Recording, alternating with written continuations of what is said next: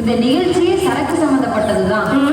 அப்படியா? ஏப்பா ஒரு புல்லு 6 டம்ளர் 4 பாக்கெட் ஊறுகாய் 10 ஆம்லேட் எல்லாம் ரெடி பண்ணுங்க. எப்படிக்கா? டேய் விலகாதவனே, இதெல்லாம் எதுக்குடா? நீ தானக்கா குடியாரங்களை எழுப்பிட சொல்ற, சரக்கு நிகழ்ச்சிட்டு வேற சொல்ற. அதான்.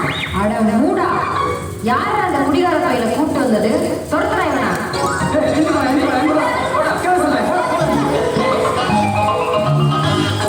சரக்கடிப்பதுனால குடும்பமும் இந்த நாடும் ஏன் இந்த உலகமே சீரழிஞ்சு போகும். அதை சொல்றதுதான் இந்த ப்ரோக்ராம். சரியா? அதாகப்பட்டது அந்த காலத்துலனா 90ஸ்லடா. நான் சொல்லும் போது குறுக்க பேசக்கூடாது. சரியா? அதாகப்பட்டது அந்த காலத்திலே சண்முகம்னு ஒரு வாலிபன் இருந்தான்.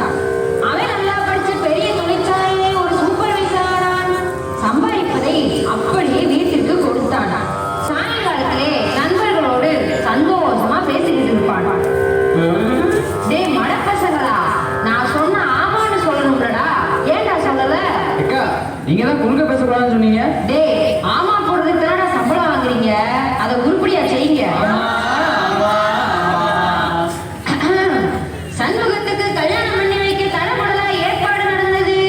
அப்ப வாங்க 50 ரூபாய் மொய் வச்சுட்டு எல்லாரும் சாப்பிட்டு வந்துடலாம். ஆமா ஆமா. டேய் விலகாதவனே, கதையில வர்ற கல்யாணம்டா. அப்படியே கதையை கேளு.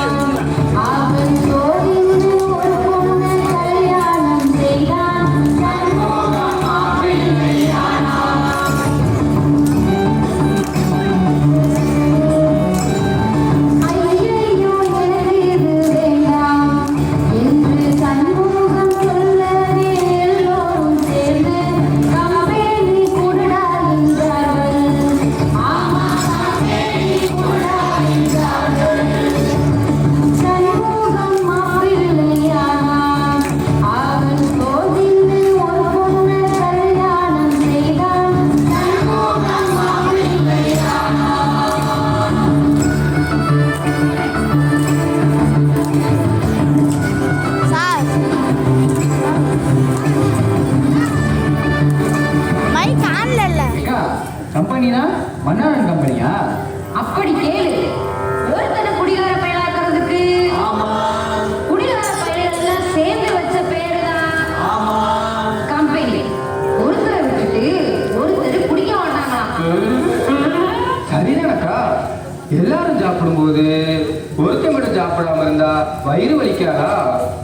இப்படிதான் ரொம்ப பேர் சொல்லிட்டு இருக்காங்க. சரக்கு அடிச்சா வயிற்று வலி வராம என்ன பண்ணும்?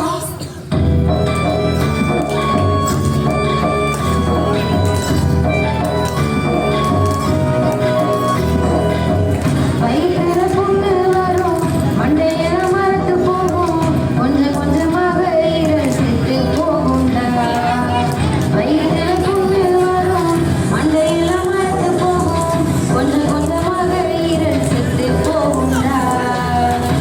கால நடுக்க வரும்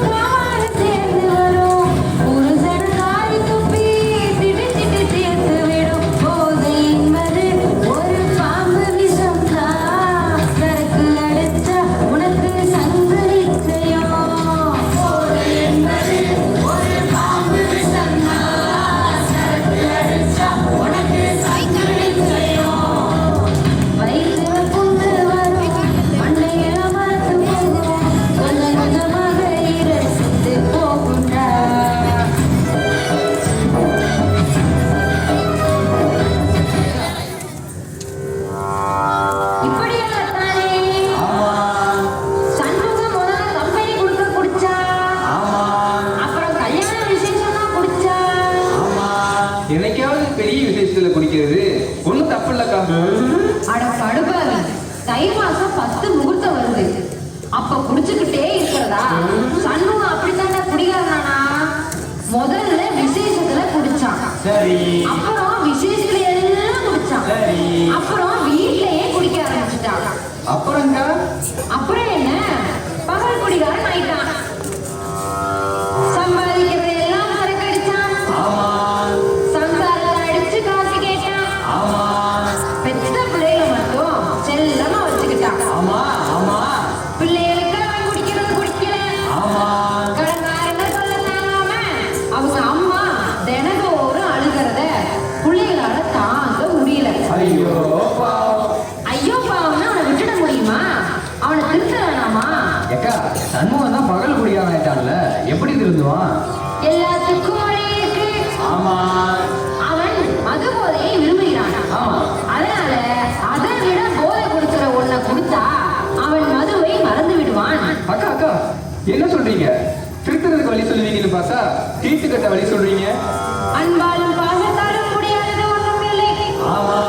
அன்புக்கு அடிமையாயிட்டா குடிப்பழக்கத்துக்கு அடிமையானதுல இருந்து விடுதலை கிடைக்கும். ஆமா ஆமா ஆமா. அது எப்படிக்கா? இந்த நாடகத்தை தொடர்ந்து பாரு.